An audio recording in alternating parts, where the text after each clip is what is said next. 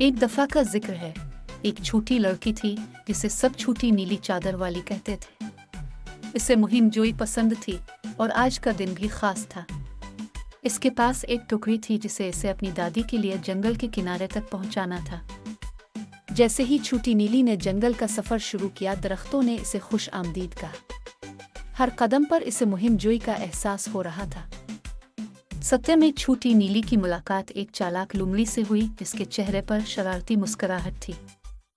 लुमड़ी ने होशियार लहजे में पूछा, कहाँ जा रही हो छोटी बच्ची? जब लुमड़ी ने छोटी नीली की टोकरी में मौजूद चीजों के बारे में सुना तो इसने एक शॉर्टकट का मशवरा दिया जो इसके बकौल दादी के घर जल्दी पहुंचने का रास्ता था। लेकिन असल में लुमड़ी ने पहले पहुंचने का मंसूबा बना लिया था। दरअसल दादी के आरामदेह छोटे से घर में लुमड़ी पहले ही पहुंच चुकी थी और एक भेस बना रखा था।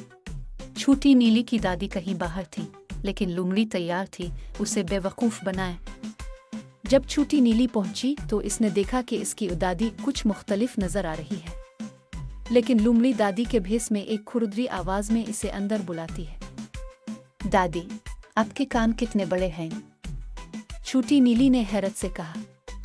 ये तुम्हें बेहतर सुनने के लिए हैं, प्यारी लुमड़ी ने।